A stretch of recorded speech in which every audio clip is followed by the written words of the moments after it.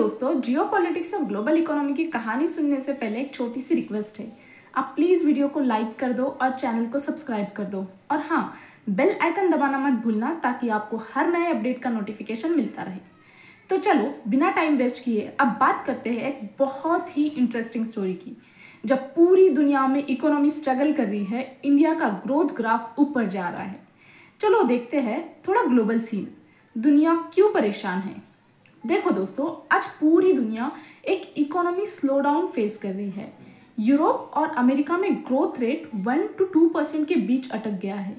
Inflation control से बाहर जा रहा है और कई देश लोन के बोझ में डूब गए हैं। लेकिन इसी बीच एक देश अपना गेम अलग ही खेल रहा है और वो है इंडिया। अब डेलॉयट की लेटेस्ट रिपोर्ट कहता है इंडिया का ग्रोथ रेट 6.7 to 6.9% तक रहने वाला है 2025 और 26 में। सोच रहे हो ना, जब सब स्ट्रगल कर रहे हैं तो इंडिया क्यों ग्रो कर रहा है। तो चलो इसका देखते हैं आंसर, सिंपल वर्ड्स में समझते हैं। तो डेलॉयट इंडिया ने अपनी इकोनॉमी आउटलुक रिपोर्ट में बोला है कि इंडिया का ग्रोथ के पीछे सबसे बड़ा रीजन है डोमेस्टिक डिमांड। मतलब लोगों के पास खरीदने की कैपेसिटी है, लोग शॉपिंग कर रहे हैं, ट्रैवल कर रहे हैं और सर्विस सेक्टर भी फुल स्विंग में है। FDI मतलब फॉरेन डायरेक्ट इन्वेस्टमेंट थोड़ा स्लो हुआ है, यानी फॉरेन की कंपनीज का पैसा इंडिया में थोड़ा कम आया है, लेकिन इंडियन लोग खुद ही इकोनॉमी को चलाने में लग गए हैं। एग्रीकल्चर, मैन्युफैक्चरिंग और स्पेशली सर्विस सेक्टर, ये 3 पिलर्स इंडिया के ग्रोथ को सस्टेन कर रहे हैं।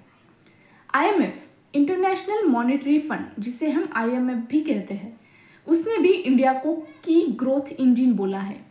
सोच लो, दुनिया के सबसे बड़े फाइनेंशियल इंस्टीट्यूशन में से एक इंडिया के ग्रोथ मॉडल को एग्जाम्पल बना रहा है। और ये ग्रोथ मॉडल सिंपल है, strong domestic demand, policy reforms plus technology, उसके बाद यंग पॉपुलेशन। ये है इंडिया का सक्सेस, यही है इंडिया का सक्सेस फॉर्मूला। अब यहाँ एक ऑनेस्ट बात करते हैं, सब कुछ परफेक्ट नहीं है। डेलॉयट ने अपनी रिपोर्ट में ये भी बोला है कि ग्लोबल ट्रेड टेंशन बढ़ रहा है और अगर इंटरेस्ट रेट हाई रहे तो इन्वेस्टमेंट फ्लो कम हो सकता है। पर इंडिया ने अपने रिफॉर्म्स और इंफ्रास्ट्रक्चर प्रोजेक्ट्स के थ्रू ये रिस्क हैंडल करने की तैयारी कर ली है। देखो, इंडिया अब शॉर्ट टर्म गेम नहीं खेल रहा है। गवर्नमेंट फोकस कर रही है लॉन्ग टर्म पॉलिसीज पे, जैसे कि digital India, make in India, skill development और इंफ्रास्ट्रक्चर ग्रोथ। यही वो 5 स्ट्रॉन्ग पिलर्स है जिनके ऊपर इंडिया अपना next generation growth model build कर रहा है।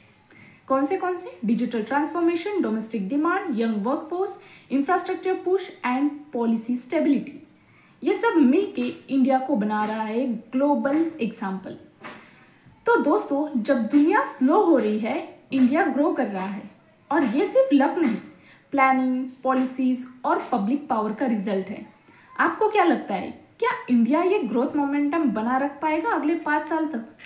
कमेंट में अपना ओपिनियन जरूर बताना। Thank you.